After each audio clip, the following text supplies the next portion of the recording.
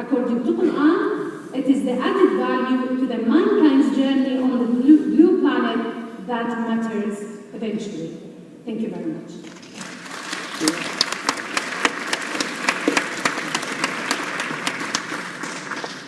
Thank you, Hannah. Now we turn to Dr. Muhammad Shomali, who is from Iran, but he has a double role, one in Iran and one in England. He's the director of the International Institute for Islamic Studies in Qom, and he's the director of the Islamic Center of England, London. So, you have much to share with us. Thank you. Bismillah ar-Rahman ar-Rahim. Assalamu alaikum, peace be with you. First, I should thank God Almighty for giving me this opportunity to celebrate together with our brothers in PISAI their 50th anniversary of functioning in Rome. And as I said, in our meeting in October, we look at PISAI as a Muslim house in Vatican. So we very much feel that we belong to PISAI. Thank you. What I'm going to share with you is a little bit about my life experience, and then about the way I have tried to shift and convey my experiences to some ladies and gentlemen in the seminary of Qom. And the third is the stage where I am trying to philosophize and come up with a theology that would help to achieve what I think would be the conclusion of my life so far. So, to make the story very short, I should say that I was born in Tehran, and for my secondary and high school, I was in a school which was for talented students, and normally talented students, they don't go to seminary, unfortunately, except people who have family links or, somehow they know. So in our school, most of the people, are going either to pure science or medicine and so on and so forth. But only me and another friend, we decided to go to seminary. And the reason was that I had lots of questions in my mind about God. I used to, spend all my pocket money buying books about the existence of God.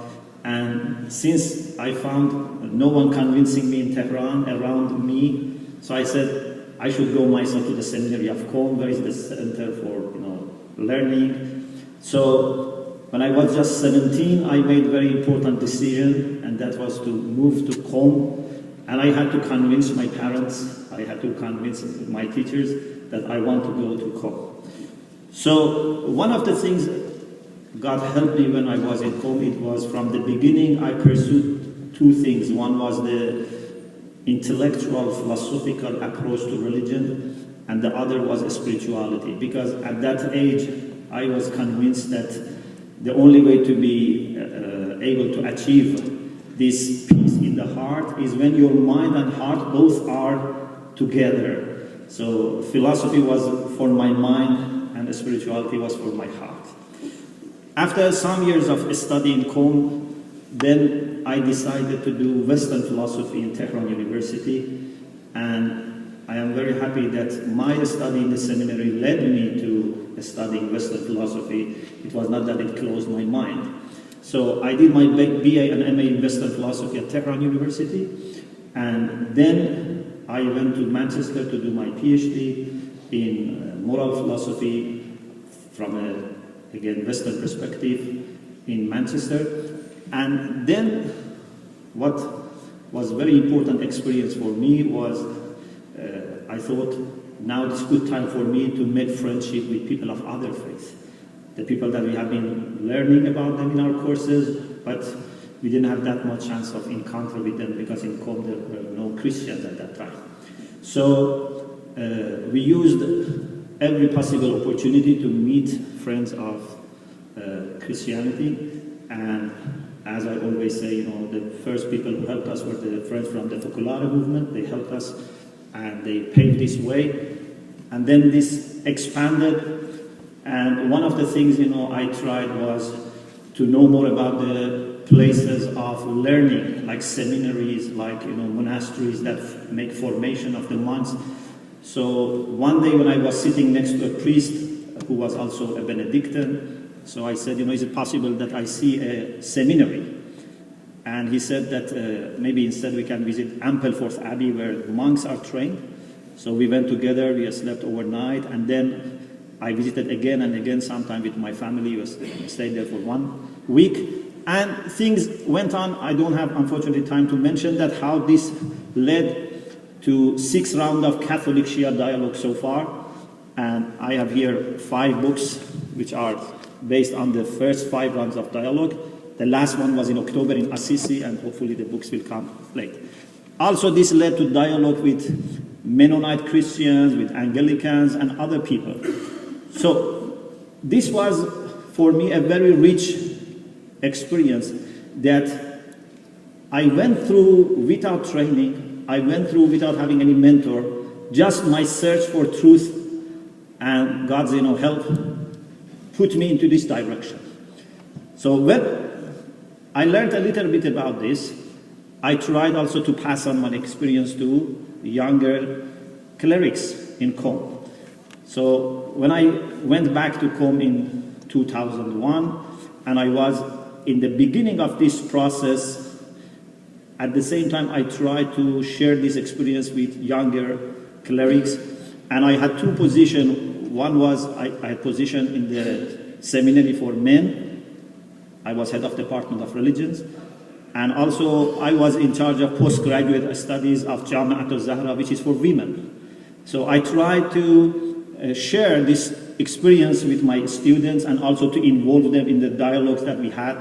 We always try to have some students with us observing this dialogue, not only the scholars. And thanks to God, what happened was we managed with my wife to train some ladies who were fluent in English. We taught them English. They became fluent in English. They studied other religions. Then we took them for visits of Christian community. In 2010, we took them to Lebanon. We spent most of our time with Christian organizations. We were hosted by Nest. Then we visited Holy Spirit, St. Joseph. Then next year we took a group, about 10 people, to Canadian Mennonite University in Winnipeg. Another year we took another group to the same place. Then we took a group to Italy. They were hosted by the Focolare movement. Last year we took a group to Eastern Mennonite University in the US.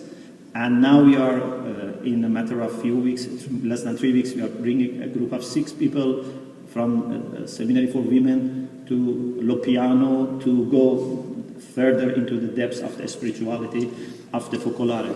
So over years now, we have trained about 30 people who have been to different experiences. They have visited many Christian places, and also we have hosted many Christian groups. So I think this was my responsibility to share my experience with my students. We have similar program for men. 6 years ago, International Institute for Islamic Studies was founded by the general body for governing the seminary of Qom. And there also we try to do the same with men. We have now some people who are in Georgetown. We have 2 people in Hartford Seminary. We have people in the UK who are trying to learn Christianity from first-hand experience. So this is the second phase of what I have been doing. And of course, for me, learning is continuing and teaching is continuing. But the third stage that I have embarked on in the last few years is try to come up with some reflections, some theological reflections, to develop a kind of theology that would put all these experiences together. Of course, I am not introducing anything new, I'm not inventing anything, I am just trying to put different pieces of puzzle together. So I'm just thinking and learning. But I think when we implement these things in real life, then maybe we are better able to understand. So, for example, one of the things that I have been doing is to reflect more on the concept of unity of God and how unity of God should be echoed in unity of mankind. Unity of God is not just a very abstract idea that we learn in theological classes, which would not have any impact on life. Unity of God is something that should have impact on my relation with anything that God has created. And it must be definitely echoed in unity of mankind. A failure to be able to have unity with other people shows a failure in understanding monotheism. Or, for example, how we should have a very united community. A community of Muslims, a community of believers in God. I remember that once I was talking with some Christian friends. We had a panel in American Academy of Religion in Atlanta. And I was talking about the need for unity. And a lady came afterwards to me and said, when you talk about unity of Muslims and Christians, we are frightened because you are getting united against us. And I said, no, we are not getting united against anyone. In my understanding, because unity is always a divine gift, it can never be harmful to anyone. We don't get united in order to harm someone. We get united in order to have a joint and common offer of blessings of God to another person. And then I mentioned this example that if we have, for example, a pool and we throw a stone, then there would be circles formed around that stone. These circles grow larger and larger, but then they become weaker and weaker. It means that with the people who are closer to the center, you have a stronger grounds for unity, but when it becomes larger, it becomes less. But it doesn't exclude anyone. It grows and grows and grows. And mathematically, it never dies. Although maybe we cannot see, but it never dies. And you don't want to leave out anyone. So, this concept of unity, I think, has to be developed in many different fronts. And one of the things that I have been thinking, and I want to share here as my last point, is that I think, although we have ability to offer unity, or be welcoming unity which is offered to us by any human being, but I think there is much more between Muslims and Christians. And I think that not only my experience, but also the theological reflection on the Quran. When God says to Jesus, وَجَعْلُ الَّذِينَ اتَّبَعُوكَ فَوْقَ الَّذِينَ كَفَرُوا إِلَى يَوْمِ الْقِيَامَةِ. Those who follow Jesus, those who believe in Jesus, till the day of the judgment would have upper hand. It means that everyone who believes in Jesus, and I think Muslims and Christians are the people who believe in Jesus and follow him as an example, they, till end of this world, till the day of judgment, would have an upper hand of offering the testimony that God has given them to other people. And also the fact that we believe that in the end of time, Imam Mahdi would come with Jesus together. So this also is a very important side. So I think we Muslims and Christians have great responsibility. With all the respect, I think most of the conversation that we hear, either here or in other platforms, is friendship of Muslims and Christians. We hardly hear about fellowship of Muslims and Christians. I think we have to pass this stage of trying to become friends. We are brothers, real brothers. We shouldn't think that this is a formality or exaggeration. We are real brothers and sisters, and God has given us a joint responsibility that Muslims alone cannot fulfill and Christians alone cannot fulfill. It's only when we are together that we can share the beauty of faith with other people. And I think we have to work towards making this understanding very clear that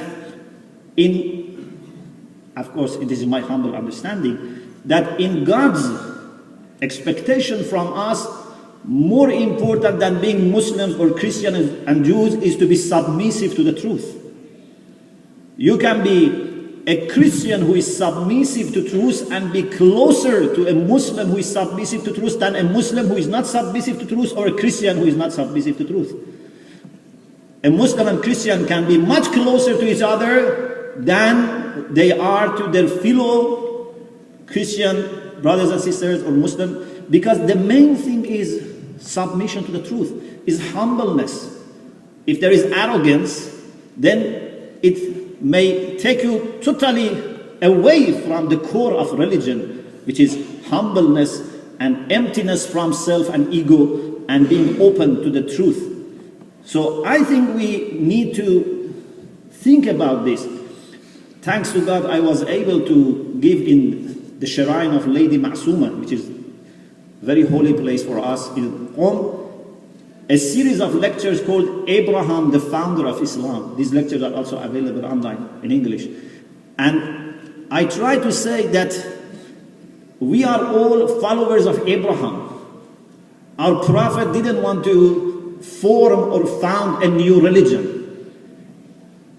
When prophet came, there were Judaism and Christianity, but I think the prophet preferred to invite everyone back to the tradition of Abraham. He didn't want to create a third religion. He wanted to say, let us go back all to the tradition of Abraham, which is Islam. And I think this is the Quranic call. So my suggestion is that we can keep all our differences, theological differences, very clearly in our mind. We have our distinctive traditions.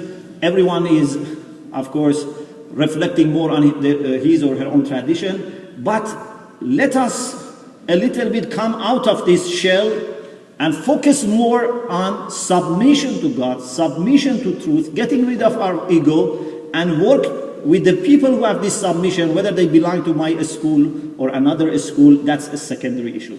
Thank you very much, and I hope...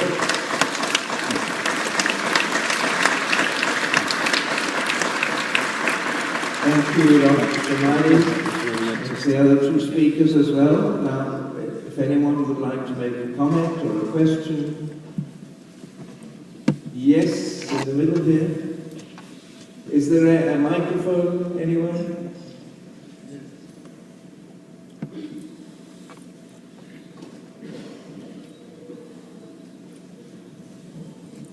Posso fare una domanda in italiano o la faccio in inglese? English was better. It depends whom you're speaking to. If it's Father Tom Michel, then Italian is fine. Or Bahasa as well.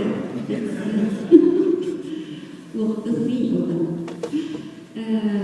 The question would be, what would you suggest, or which kind of hints would you give to those people who have, at the national level, elaborate program of education? For example, I think that people run a ministry, no, an Italian Ministry of Education. Because I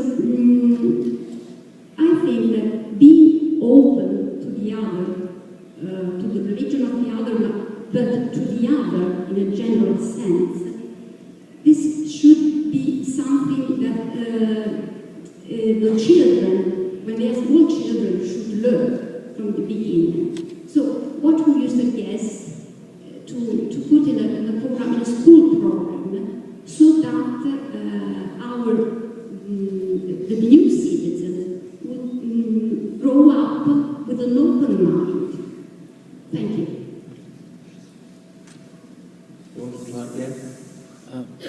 Just two things that come to mind. I think one is the emphasis on sound information replacing misinformation. And that means, I think, really studying our textbooks again and seeing what is being taught in about other religions. I think that's one key thing we have to do. And secondly is the teachers. I think we need training sessions for the teachers. Teachers themselves, you might have a sound textbook, but the teachers might be giving their own prejudices about another religion. And then I think the third thing is training programs for parents. Parents are the first teachers, and if there's prejudices and misinformation rooted in the students, by the time they get to school, it's already too late to change attitudes. Anybody else? Thanks enough. Another question? Yes. We have someone up there.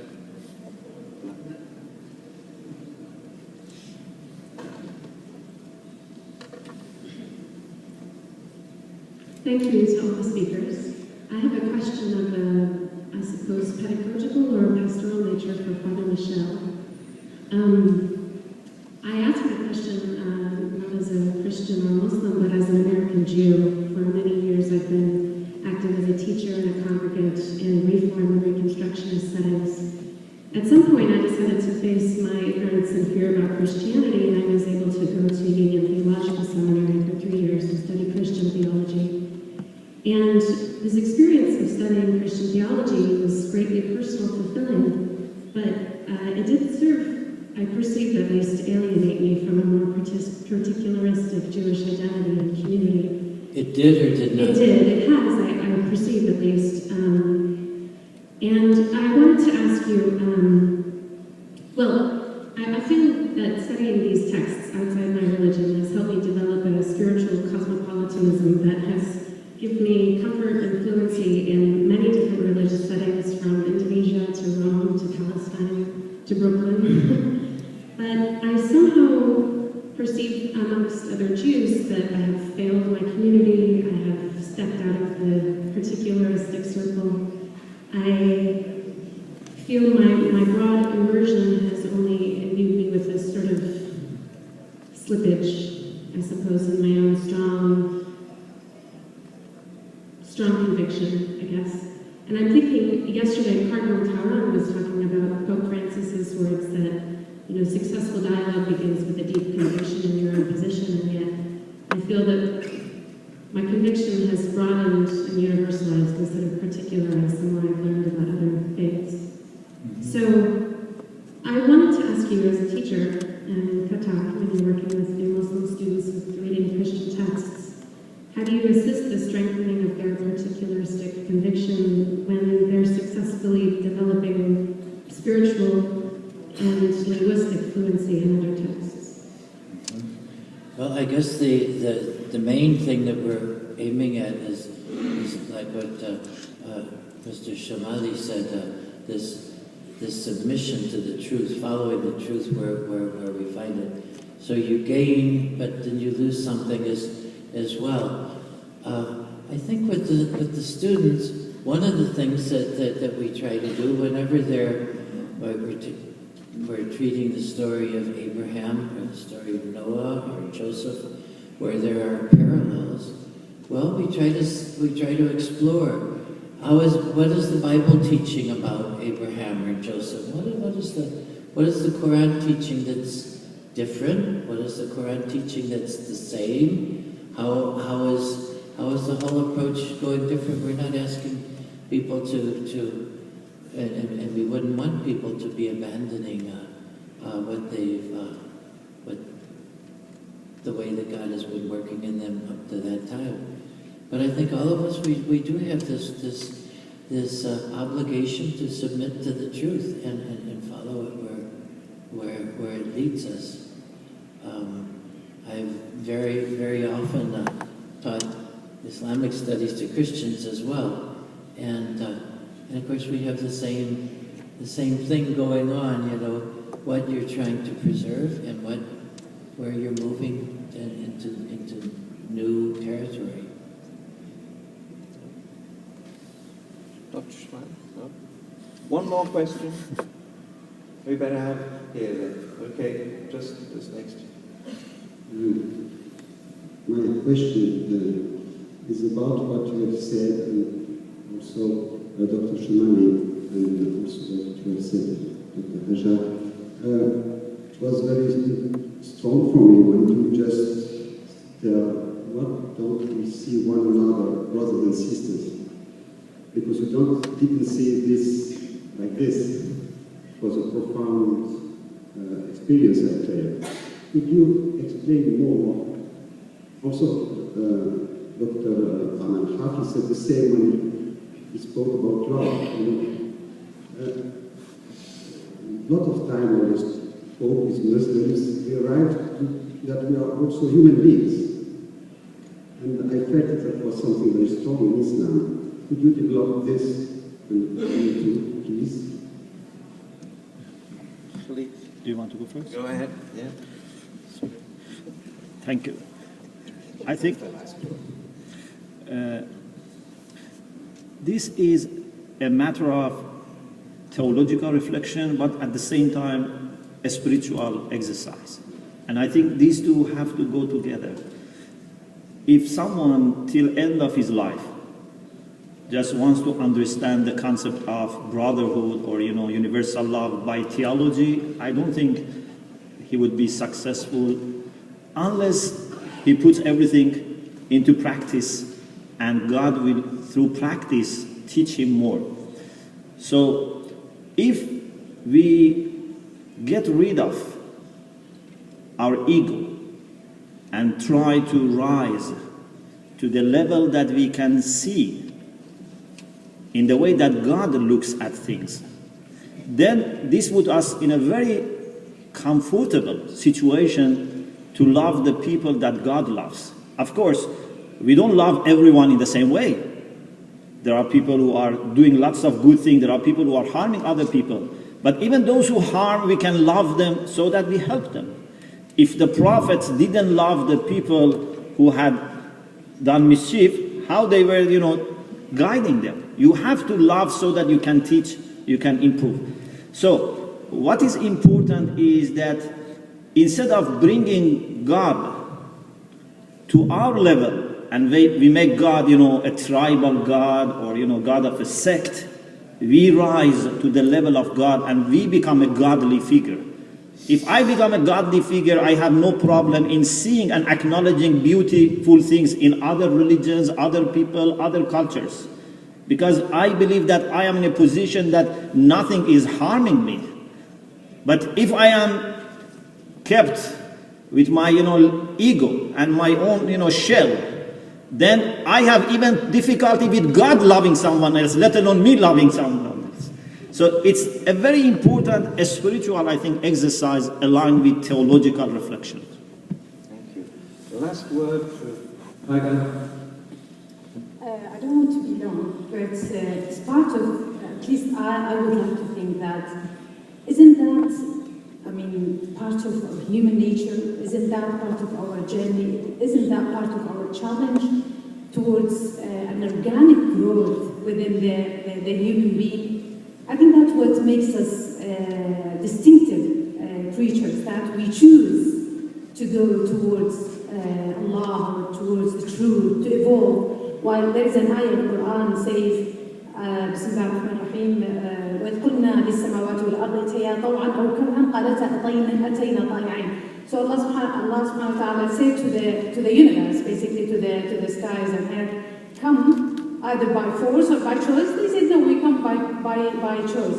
For human beings, it's by choice, definitely. That's the challenge of the free will. And we are, as psychology suggests, we are hardwired by our first environment. So it is a challenging task to submit to the truth, but I think that's part of our painful growth. Thank you.